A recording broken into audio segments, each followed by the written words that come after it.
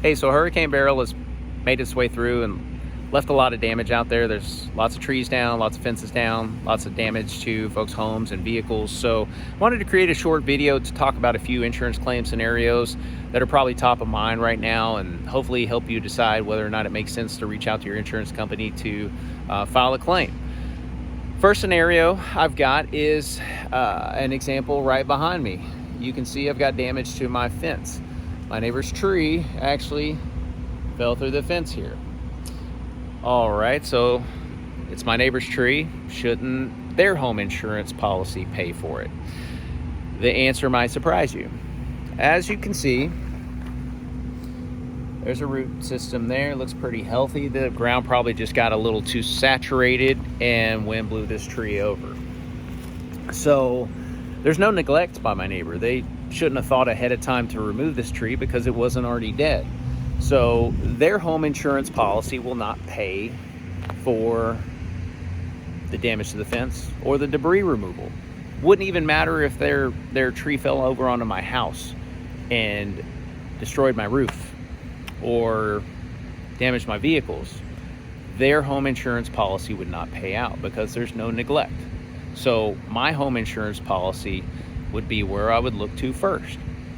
Okay, so now that that's established, would my home insurance policy pay out? Well, I do have damage to other structures, which is something my home insurance policy would pay for. It would also pay for debris removal. But now we've got to establish what's my deductible. Well, my wind and hail deductible on my home insurance policy is $9,900. So I would need to have sustained damage to other structures and or my home in the amount of at least $9,900 before it makes sense for me to even reach out to the insurance company. Well, obviously that's minor damage. I do have a little bit of damage though to the other side of my fence, but overall very, very minor. I don't have any damage to my home, so I wouldn't be reaching out to my home insurance policy to pay for the damage to the other structures. What about the debris removal? Well, the debris removal is really only going to come into play if I need to file a claim for damage to the other structures or my dwelling. Because the maximum, I'd still have to meet my deductible, and then the maximum limit anyways for debris removal is going to be $500 per tree for the most part, $1,000 total. But again, that's only if it's if it's damaging another structure or the dwelling, or if it's blocking my driveway and preventing me from being able to access my driveway. Otherwise, if I just had a tree fall over into my yard, which I do have another portion of a tree that fell over. Otherwise, my home insurance policy is not going to pay for that debris removal. Doesn't matter where it fell, again, because it's not blocking a driveway, fell onto my home or another structure. All right, so there's claim scenarios right there. What about another claim scenario? Again, going back to that major event, the tree fell over onto my home, caused damage to my home and my vehicles.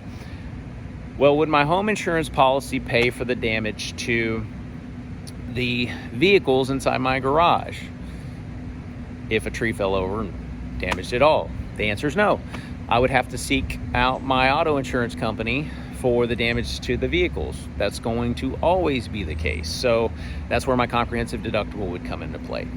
All right, one more claim scenario, or one that you'll hear about probably quite a bit over the next few weeks, and that's going to be food spoilage. There are a lot of power outages, and so a lot of folks are going to have, food spoilage, whether the food be in the refrigerator or the freezers. So will my home insurance policy pay out for that? It's going to depend on your home insurance. A lot of times it's an added endorsement, but sometimes it's automatically included. On my home insurance policy, I do have it. The most they'll pay out is $500.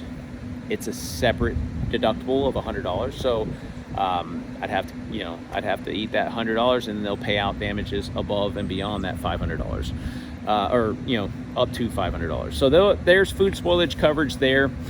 My recommendation, though, I've fortunately have a generator, so the power outages aren't impacting me nearly as much. But even if it was, my recommendation, unless you are needing to file a claim for damages to another structure or damage to your roof at the same time, I wouldn't suggest reaching out to the insurance company just to file a claim for food spoilage unless you absolutely have to, because those types of claim scenarios can impact you in the long run, and you don't want those to adversely impact you when you need to, potentially look for other insurance options in the future.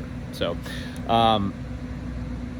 there's some scenarios for you. If you do feel like you need to file a claim, obviously reach out to your insurance company, file the claim. Pack as much patience as you can with the claims adjusters at this time, because they're going to all be overwhelmed regardless of who the insurance company is. If you have the ability ahead of time to reach out to the appropriate contractors to see if they can give you an estimate for repairs, to make sure that those repairs are more than your deductible, I definitely suggest doing so. But either way, again, hopefully this has answered some questions that you might have. Feel free to reach out though if you have any others, and I'd be happy to help out.